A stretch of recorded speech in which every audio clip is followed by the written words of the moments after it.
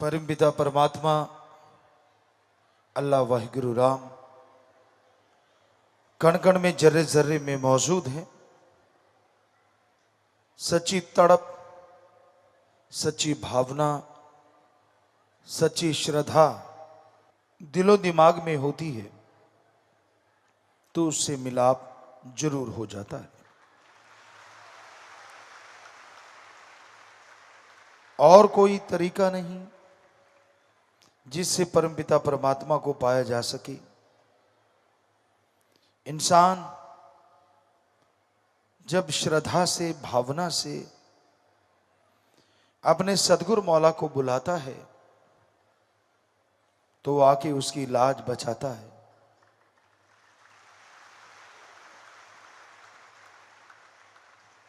सेवा सुमरन ऐसे गहने हैं, जिसने भी ये पहने हैं वो भाग्यशाली है।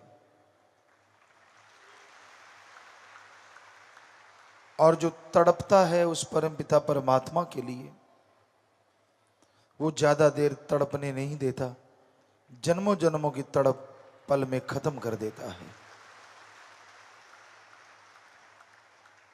उस मालिक की दरगाह में, उस परमपिता परमात्मा की दरगाह में ढोंग पाखंड का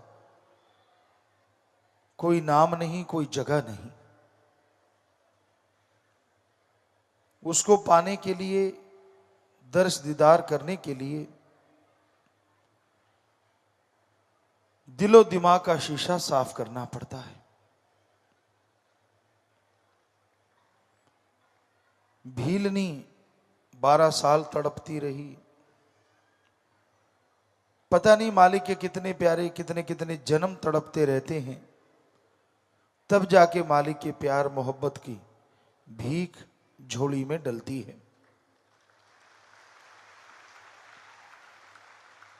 और जितना हो सके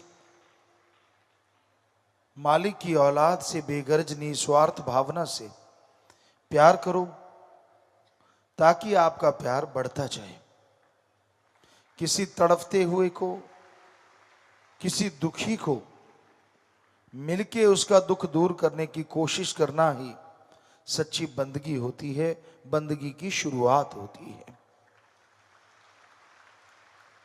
पर वचनों में कभी भी इधर उधर मत जाओ। कई बार होता है कोई आपसे गलत उम्मीद लगा लेता है। कई बार होता है आपको लगता है कि मैं अगर इच्छा पूरी इसकी नहीं करूंगा शायद दिल दुखेगा। तो ये आपकी मन की बात है। मर्यादा में रहना सबसे जरूरी है। वचनों का पालन करना 100% जरूरी है अगर रूहानियत में तरक्की चाहते हो। यहां ढोंग ढकोसला करने वालों की कोई कमी नहीं है। पता नहीं आप लोग कैसे बना लेते हो, ये गुरु के नजदीक है, ये गुरु के दूर है। पता नहीं आप क्यों सोच लेते हो। हमारा तो एक ही निशाना होता था, सतगुरु यार है तो सब बहार है, और किसी से ना कोई दुश्मनी है और ना कोई ज्यादा प्यार है। यही है फार्मूला रूहानियत में तरक्की हासिल करने का। क्योंकि इंसान आखिर इंसान है और कई पढ़ के कड़े होते हैं, दिखते कुछ और हैं। उनके कारनामे अगर आपके सामने आ जाएं तो आप थू थू करो, पर सतगुरु को पर्दा मंजूर होता है। इसलिए इश्क तो सिर्फ सतगुरु अल्लाह राम वाहिगुरु से ही करना चाहिए। हम ये नहीं कहते कि दुनिया में रिश्ते ना निभाओ, हम यह नहीं कहते कि अपना फर्ज अदा ना करो, लेकिन सच्चाई यही है, हकीकत यही है, सच्चा रिश्ता एक सत्संगी का, एक मालिक के नाम लेने वाले का किसी से हो सकता है तो वो सिर्फ और सिर्फ सतगुरु अल्लाह राम से ही हो सकता है। हमें याद नहीं है 1948 से लेके आज तक हमने कभी ये कहा हो फलां बंदे से प्यार करो, फलां बंदे से प्यार करो, ये मेरे नजदीक है भाई, इससे ज्यादा प्यार करो। सवाल ही पैदा नहीं होता। हम हमेशा एक ही बात आपसे दोहराते रहे, आज भी दोहरा रहे हैं। ओम हरि अल्लाह वाहिगुरु राम ही एक ऐसा होता है, सतगुरु मौला ऐसा होता है, जिससे जितना प्यार करोगे वो बढ़ता जाएगा और खुशियों का आलम आपके घर में छाता जाएगा। वही एक ऐसा होता है जो बेगर्ज प्यार करता है। दुनिया में रिश्ते नाते सब गर्जी हैं, स्वार्थी हैं। सतगुरु का नाता कभी स्वार्थी हो नहीं सकता।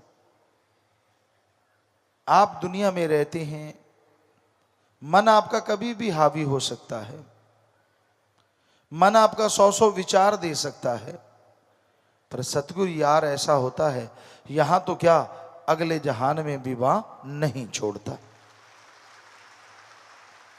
वो हमेशा साथ रहता है। हमने दुनिया में देखा है, लोग किसी को देख के, किसी से झगड़ के, पीर फकीर से बिना वजह गुस्से हो जाते हैं।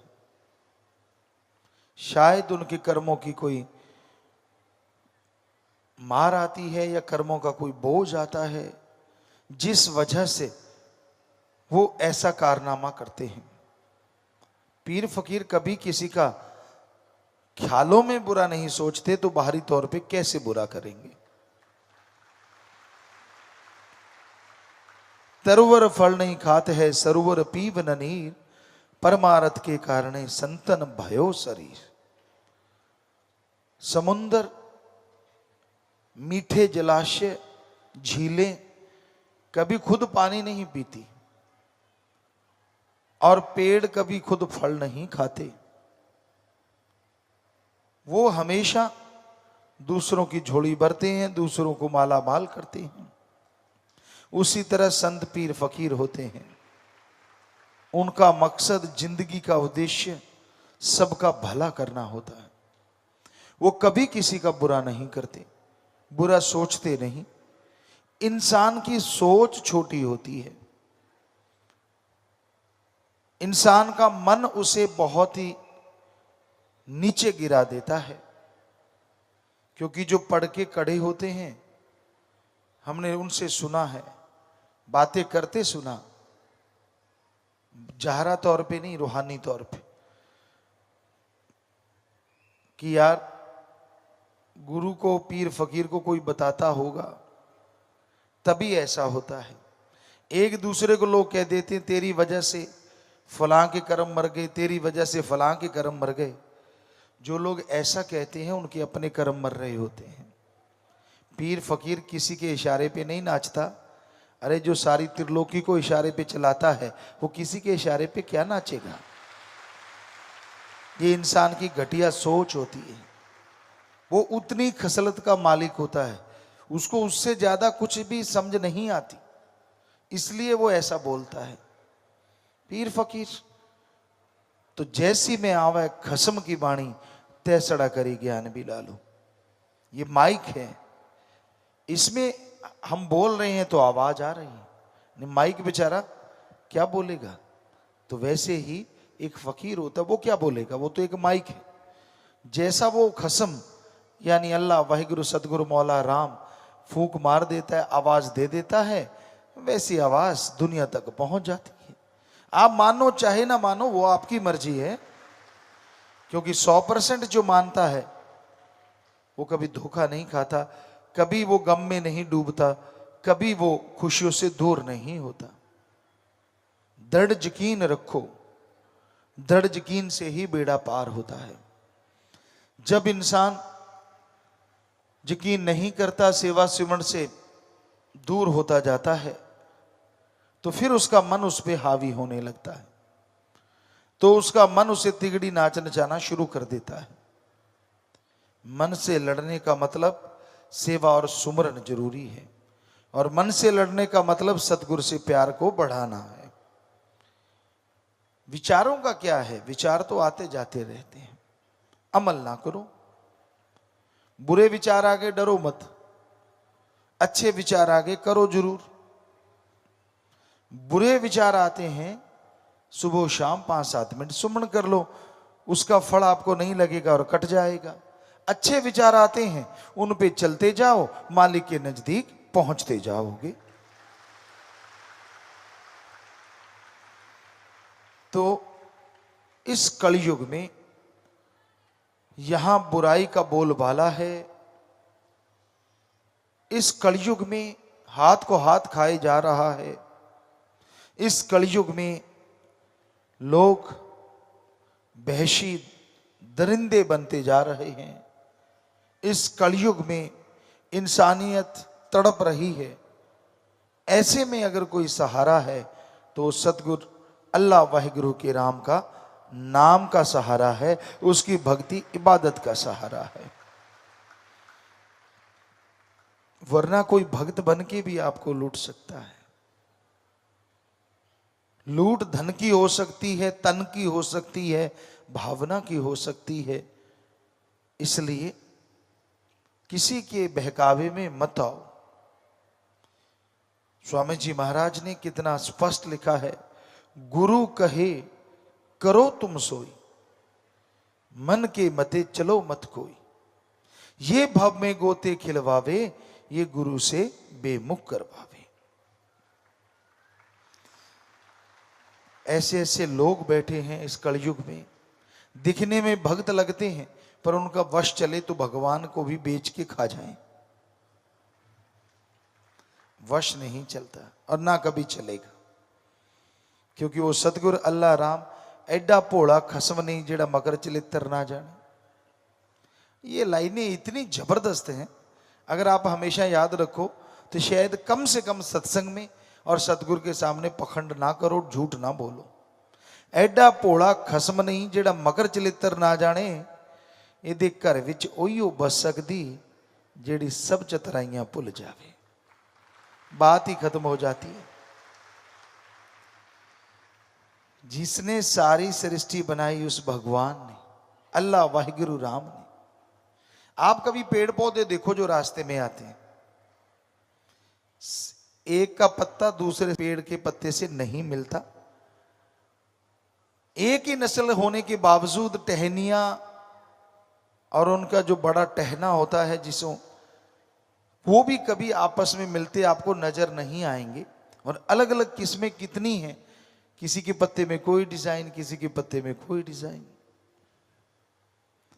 तो कुदरत के कादिर का क्या कहना, वो तो गजब का है। जिसने श्रद्धा से, दृढ़ यकीन से उसे यह मान लिया कि हां वाकई वो तो दोनों जहान का जानता है, उस मालिक को, सतगुरु मौला को, जिसने ऐसा माना उसकी कुलों का उद्धार हो जाया करता है। वो हर किसी की जानता है, हर किसी की खबर रखता है, लेकिन कभी किसी का बुरा नहीं करता। उसे पर्दा मंजूर है, सबका पर्दा रखता है। पर्दा उठाता नहीं, पर उसकी मार की वजह से लोग अपना पर्दा आप ही बता देते हैं। सच्ची बातें सुनने को मिलती हैं, पसीने छूटते हैं, वो भी अच्छे हैं, पसीना तो छूटा, सोच तो आई कि मैंने गलत किया है, और वो मुआफी लेके फिर से रूहानियत में तरक्कियां हासिल कर सकते हैं। पर कई चिकने घड़े होते हैं, चिकने घड़े। चिकना घड़ा मतलब पंजाबी में कहें तो एक रूड़ा कड़ा भी कहते हैं। एक घड़ा होता है जिसमें पानी सिमता है, थोड़ा थोड़ा बाहर निकलता रहता है। राजस्थान में हमने देखा, खुद ये प्रैक्टिकली देखा है, उसको लोग बड़ा पसंद करते हैं क्योंकि उसमें पानी ठंडा बहुत जल्दी होता है। और एक घड़ा होता है ज्यादा ही पका हुआ, उसमें जैसा डाल दिया वैसा ही रहता है, ठंडा होता ही नहीं, तो लोग उसे पसंद नहीं करते। और एक चिकना घड़ा, उसमें कुछ ठहरता ही नहीं। तो कई लोग इतने चिकने और पक्के होते हैं घड़े मन के वजह से कि उन पे कोई चीजों का असर होता ही नहीं। उसके मन ने जो कह दिया, उसके मन ने जो बहका दिया, उसी पे पक्के चलते हैं। वो मानने को तैयार ही नहीं होते कि उनकी कोई गलती है, वो मानने को तैयार ही नहीं होते कि उनसे कोई गुनाह या कोई पाप होता है, बल्कि वो ये दिखाते हैं कि उन जैसा सही और अच्छा कोई दूसरा हो नहीं सकता। तो वो धोखा खाते हैं, उन्हें खुशियों से दूर हो जाते हैं। इसलिए अगर गलती होती है, उसे अगर इंसान मान लेता है तो उसे ही इंसान कहते हैं। भगवान गलती नहीं करता, इंसान से गलतियां होती रहती हैं। वो राम एक ऐसा है जो सबका भला करता है, किसी का बुरा नहीं, पर इंसान अपने कर्म बुरे अपने हाथों से लिखवाते हैं।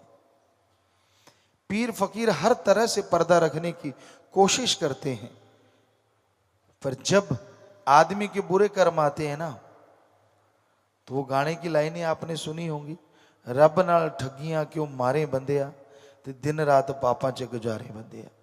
फिर वो रब से भी ठगियां मारनी शुरू कर देता है।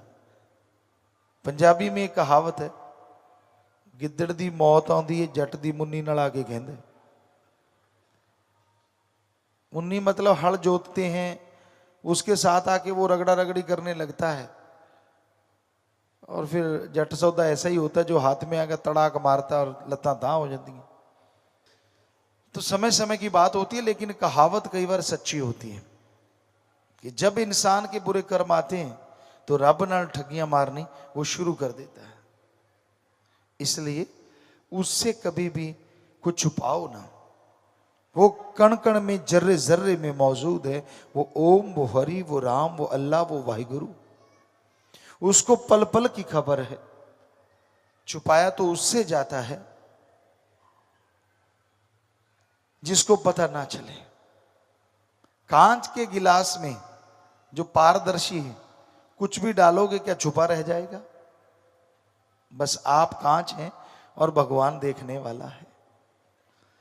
अब जो जो ख्याल आपके अंदर हैं, जो जो चतर चलाकी आपके अंदर है, आपको लगता है कि आप 30 मारखां बन गए, ये नहीं पता आप खुद के पैर पे कुल्हाड़ी मारने वाले बन गए।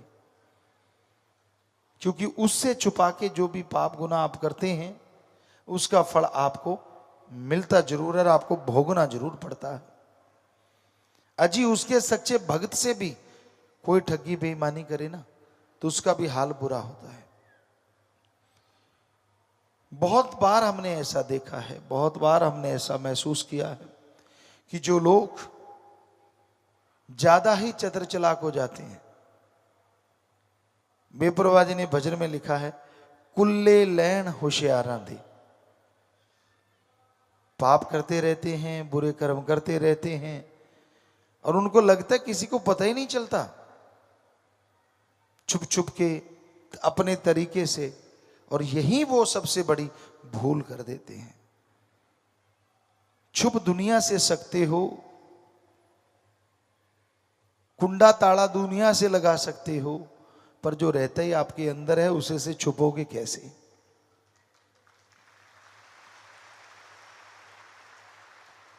पर्दा इंसान से कर सकते हो, हैवान से कर सकते हो, राक्षस शैतान से कर सकते हो, पर जो एक एक आपके विचार को जानता है, उस भगवान से पर्दा करोगे तो करोगे कैसे?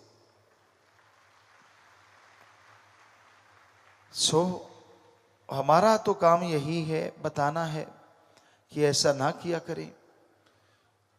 दृढ़ यकीन रखिए, सेवा सुमन कीजिए, अपने अंतःकरण को झंझोरिए, गलत कामों की तरफ मत जाइए।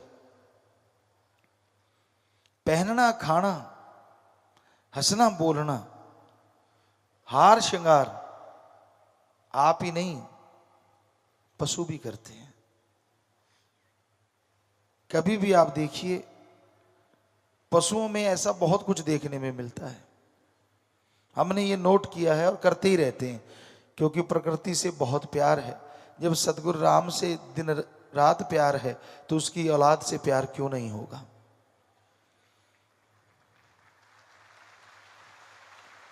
हमने देखा पशु पक्षी परिंदे आपस में मिलते हैं, बातचीत करते हैं, तो वो भी हार श्रृंगार करते हैं, अपने आप को सजाते हैं, संवारते हैं, अट्रैक्शन पैदा करने के लिए।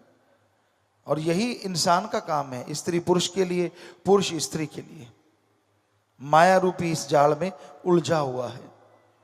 पर उस राम सदगुरु के प्यार में, उस अल्लाह वाहिगुरु ईश्वर के प्यार में जो लोग चला करते हैं, वो जन्मों जन्मों की उलझनों को खत्म कर देते हैं और मालिक की खुशियों से माला माल होते रहते हैं। तो इश्क करो ओम हरि अल्लाह राम से, जो झोलियां भर दे, अंदर बाहर से माला माल कर दे, कमी छोड़े ही ना। जो यह बात मानते हैं, जो इन वचनों पे चलते हैं, वो ही एक रस रह सकते हैं। क्योंकि दृढ़ यकीन होना जरूरी है। जब तक दृढ़ यकीन नहीं, तब तक रूहानियत में खुशियां नहीं मिलती। डॉक्टर से दवाई लेते हो, दृढ़ यकीन हो, एक टेबलेट से लोग ठीक होते हमने देखे हैं, और यकीन ना हो इंजेक्शन भी लग जाए फायदा नहीं होता। क्योंकि आदमी का जो मन है, आदमी का जो दिमाग है, ये बहुत बड़ा काम करता है। दिमाग में अगर ये है कि हाँ मेरा सतगुरु मौला भगवान है, तो भगवान को भी उस रूप में आके दर्शन देने पड़ते हैं। और आदमी ने सोचा कि पीर फकीर सिर्फ पीर फकीर है, तो भी पीर फकीर दया करके, मालिक दया करके फकीर के रूप में भी दर्शन देते हैं। पर आदमी ने सोचा कि मेरा फकीर तो आदमी ही है, फिर भी कहीं ना कहीं उसकी संभाल होती है। पर जब आदमी यह सोचता है कि पीर फकीर उससे पार्शलिटी करता है या उससे भेदभाव करता है, तो समझ लो आप अपने कर्मों के बोझ तले दबने वाले हो। फकीर ही तो एक ऐसा होता है जो कभी किसी की गलत बात नहीं कहता। यहां कोई पास खड़ा है, पास बैठा है, आपको लगता है यार बहुत नजदीक है, आप क्या जानो कौन क्या क्या गुल खिला रहा है, पर्दा मंजूर है, बस बात इतनी सी। इसलिए कई बार होता है कि यार फलां बंदे ने मुझे कहा है, वो तो पिताजी कहेंगे तभी कहेगा। आपको कैसे गारंटी है भाई?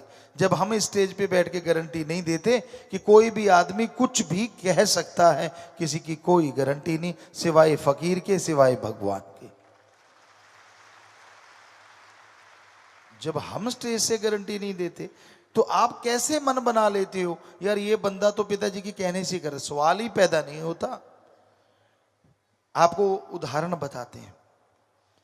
आप सबको पता, बहुत सारे जो पुराने सत्संगी पहले के, 1990 में शास्त्राम जी दाता रहबर ने हमें बुलाया और आते ही हमने एक चीज की थी कि परम पिताजी के जो मुखार बिंद से पवित्र वचन होंगे 100% सबको फॉलो करने।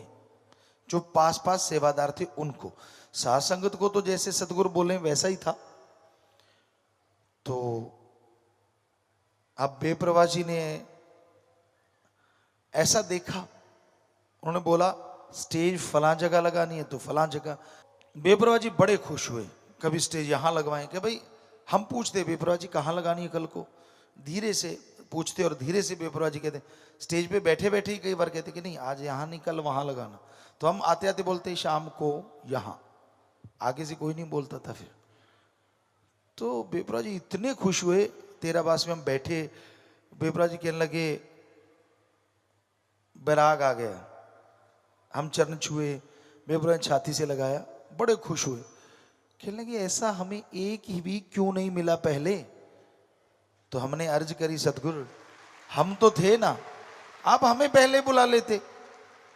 तो बैराग आया, बेप्रभा जी बड़े खुश थे, कहते हम स्टे यहाँ कहते हैं वहीं लगा होता। लोगों को कहते, लोग हमारे जो पास आस वाले उनको लगता है कि पिताजी परम पिताजी को तो शायद मतलब भूल जाते हैं बात कह के, कहते हमें 100% पता होता है, वहां कह के गए थे और वहीं लगी पड़ी होती है।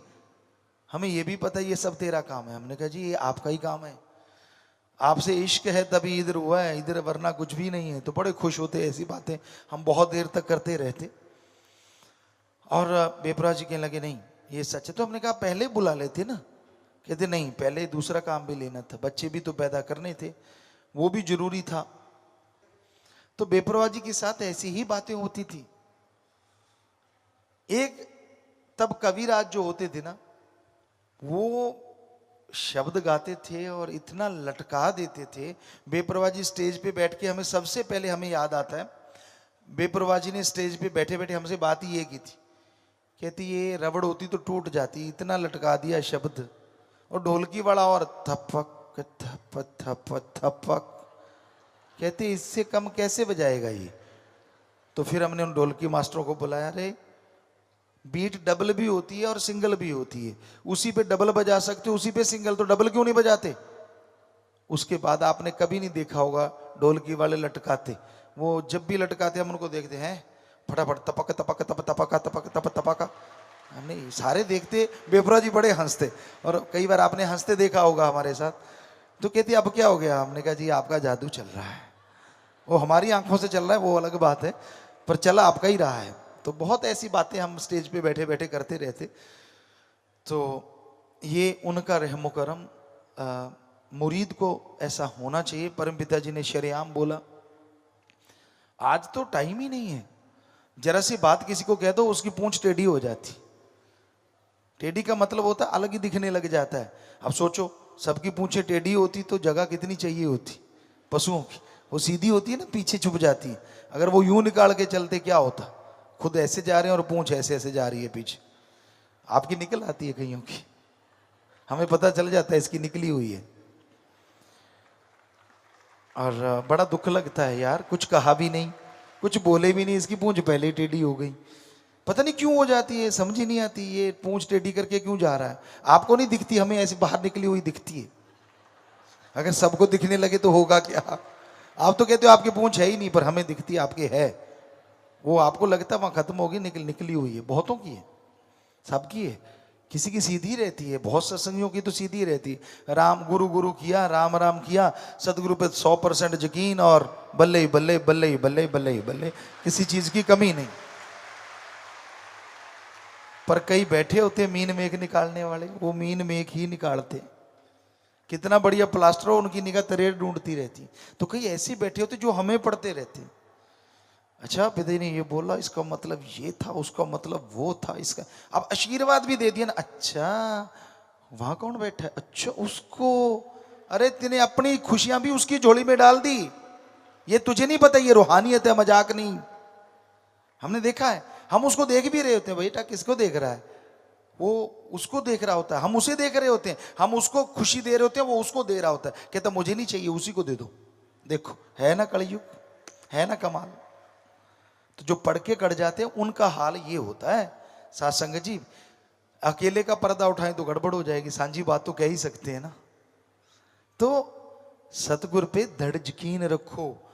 ये आशीर्वाद यूं मिला, परम पिता शास्त्र नाम शाह मस्तान और वो भगवान ऐसी कृपा करते हैं फकीर के द्वारा कि वो त्रिलोकियों तक पार हो जाता है। आप अपनी बात करते हो, बड़ी अजीब बात, बड़ी ही अजीब बात।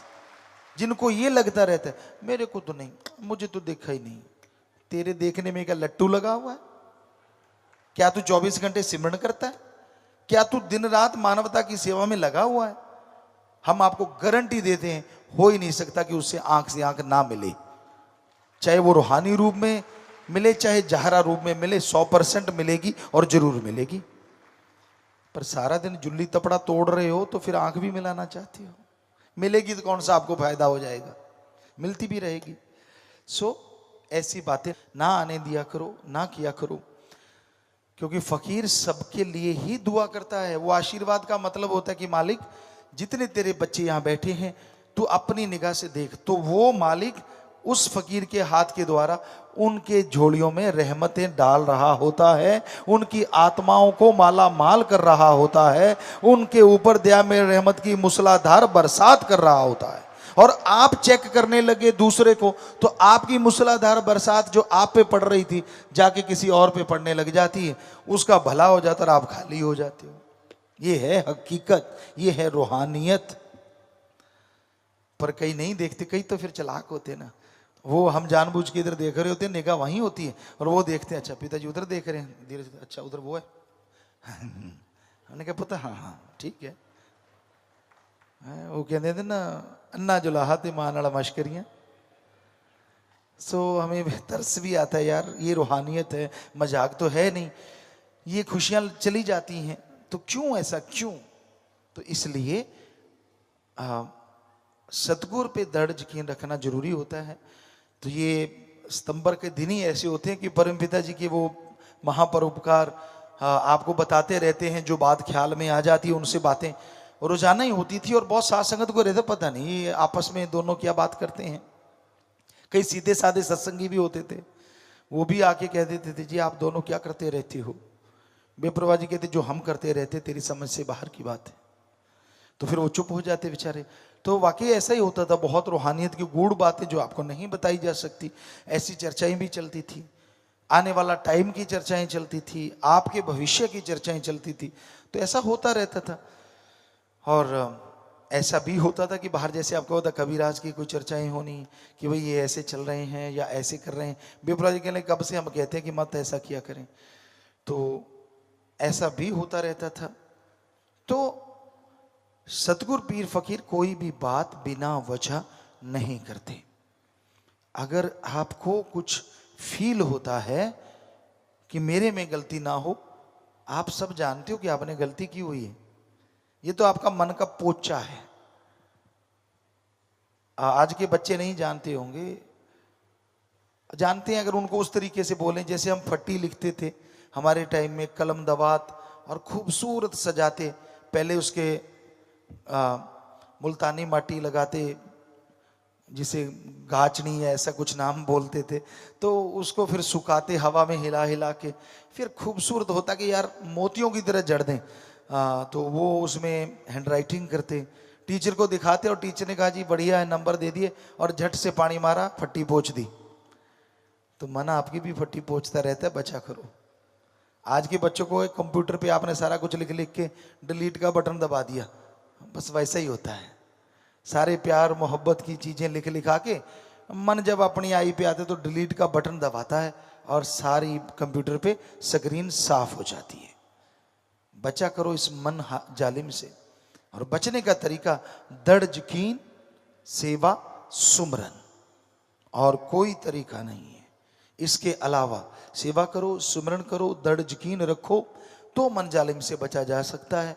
वरना भाई ये बड़े बड़े ऋषि मुनियों की फट्टी पोंछता रहा है, जो अपनी सारी जिंदगी जंगलों में गए और जब वापस आए तो उनकी फट्टी पल में पोंछ दी, सैकड़ों साल की करी हुई बंदगी पल में खत्म करवा दी। पर ये कलयुग में शास्त्र नाम श्याम मस्तान जी दाता ने इतना परोपकार आप पे कर रखा है जो आप सोच भी नहीं सकते।